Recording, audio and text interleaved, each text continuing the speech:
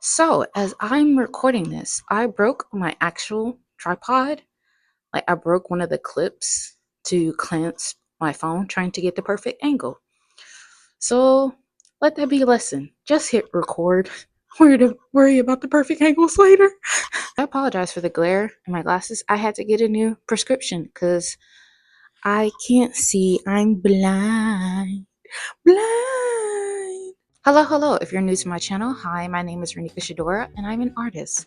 Today I'll be talking about New Year's resolutions, artistic edition. I have goals that I want to meet this new year, but I thought probably need to set some artistic goals as well. I've come to learn that I'm not as satisfied with my artwork as I should be because it doesn't look exactly how it does in my head. So I'm trying to discipline myself to accept my artwork for what it is, but also try to improve. First goal of the new year is to create more full body drawings. So when I was in college about 2 years ago, no, I graduated this year. I'm saying 2 years ago in college. I should have just said 2 years ago. No, that's what I said.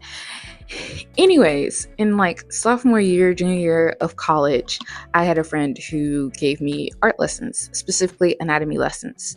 And I drew a lot of full body pictures, but I've kind of stopped because I'm scared and I just don't want to mess it up. Plus, it's a lot of work. I'm be honest, I can be lazy when it comes to my artwork.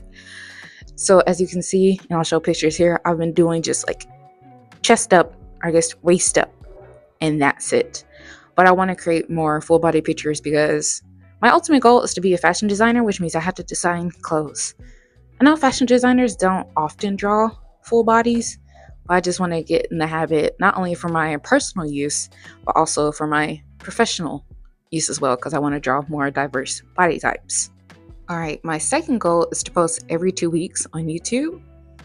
I used to do this. It was easier to do it when I was in college because I had so many ideas, but now that I'm out of practice, so to speak, I haven't posted consistently. I'm just posting whatever.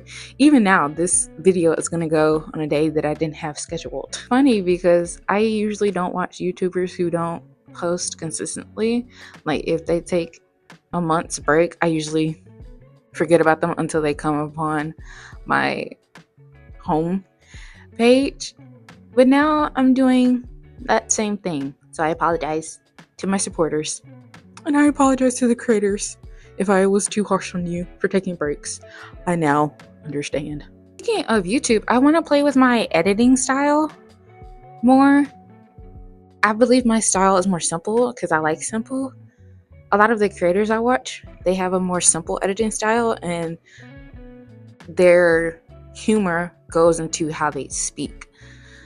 But then again, most of the YouTubers I watch are movie reviewers, so it's easier for them to not have like a crazy editing style. But yeah, I like to be chaotic more so in my art than I do in editing. I don't want to overload my viewers, especially when I'm already overloading them with long videos. So, but yeah, I would like to be more playful to show my personality more and to hopefully put it on my resume, you know?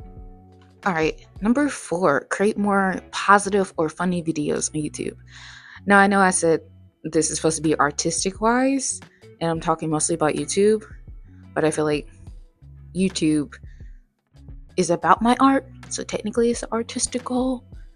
But yeah, my whole artistic resolution list, isn't about YouTube. But yeah, I feel like a lot of my YouTube videos they have important lessons, but I think it comes off as like, hey, don't do this or you're a bad person type thing. I just want to be more playful with my YouTube. I want to draw more people in. I want them to be able to have long conversations with me, but I want to mix those long conversations with humor. So my hope is to create more positive videos and include more story times. I should have put on my resolution list to record all in one go instead of making multiple cuts. But unfortunately, my list is on my phone, so I have to keep pausing. Anyway, that doesn't matter. I think we're on number 5. Create paintings on canvases on more smaller canvases. I don't know why I can't talk. create paintings on canvases 11 by 14. No, or smaller. Sorry, I got the phone's about to die notification. But yeah, I love painting on big paintings. I love drawing big. My handwriting is big, but I would like to create more smaller paintings because I believe one, those would sell more. I could make them more affordable. Plus, I want to learn to add more detail in my artwork. I'm so used to painting big and having big things on there that I forget about the small details. So I believe disciplining myself to paint smaller or forcing myself to paint smaller will help me do that. 6. Why am I about to do this? This is not 6. Buy a printer to make small prints. So currently my Etsy shop is down because I'm in the process of moving to another state, which means I can't take everything with me. So I want to create more prints that are more affordable. However, I don't want to constantly run to FedEx or the library to create prints that are expensive or prints that are not of good quality. So I would like to, when I get my job, buy a printer that'll make quality prints that I can sell for a good price. Number 7, I think I'm on number 7. Make bad art and be okay with it. I really struggle with this one. There are a lot of pieces in my sketchbook, or it's hard for me to go back into my sketchbook because I'm like, this sketchbook isn't perfect. It's not aesthetic. And it's like, that's not the point. Art is not supposed to be aesthetic-y all the times. I mean, you have like different paintings or styles that can be an aesthetic, but I just mean I don't want to create art that is perfect necessarily. Art is supposed to be fun. It's supposed to be my escape. It's supposed to be where I feel in control. But even so, I still have to learn that it's okay to make bad art. And speaking of making bad art, there are a lot of paintings I have destroyed. I have cut up canvases to use for mixed media because I'm like, I'm not going to sell them. They're not sell worthy. And they're just sitting there. I might as well cut it up. It did make me feel good because I don't have to stare at paintings I don't like. I can put them to good use. However, I want to be okay with a piece of bad artwork lying around to show myself like, hey, I don't have to be perfect. Not only just in the art aspect, but in life in general. Participate in art markets. I haven't participated in a market in a really long time. And I say a really long time, but I'm pretty sure it's only been a year, maybe less than that. My memory is off, so I can't exactly remember. Participating in markets will definitely help get your artwork out there. Also, markets help make me feel less spammy, if that makes sense. I still feel bad posting about my artwork on social media or telling people that I'm an artist in public. And I know I have to get out of that habit, and I can get out of that negative mindset by talking about it more in markets. Make it a new habit, so to speak. Number 9, create 3 big mixed media projects. I know I said I want to paint smaller, and I still do, but I would like to have more big canvases that are more mixed media and not just paintings. And I'll show examples of mixed media paintings I have done here, but I want to do big projects that consist of like clay, sewing, crochet, fabric, or even leaves, maybe. I know I just talked about making smaller paintings, but I just mean like create big mixed media pieces for like the museums or for my personal use. Number 10, post new creations more than once. Recently, I've started doing that. This one post will be the progress shots, this will be the photo, and this will be a reel about it. However, I've also noticed on TikTok that it seems like I post a new drawing every day, to satisfy my consumers. However, I want to stop that because the artwork is beautiful and it should be shown more than once. There may be people who haven't watched my content before, and that piece could be the one to appeal to them.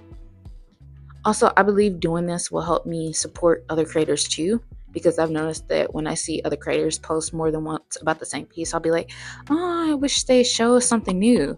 But that's because I'm on that gotta post something new every day mindset.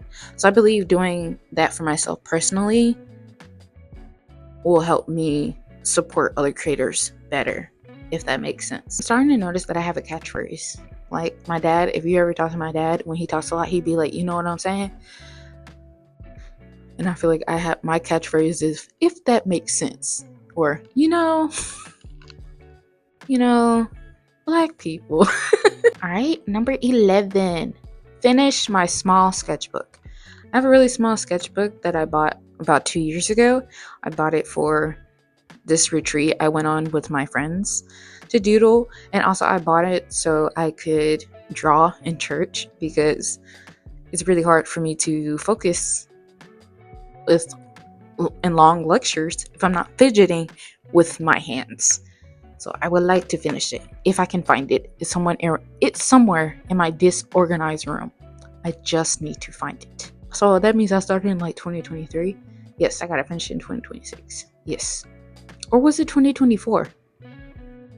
I don't know. My memory is off. Either way, this year we're finishing that sketchbook. The final one, number 12.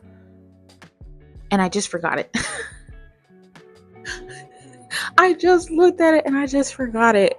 Hold on, it'll come back to me. No, I gotta look at it again. Okay, finally, the last one, number 12. Prioritize art lessons.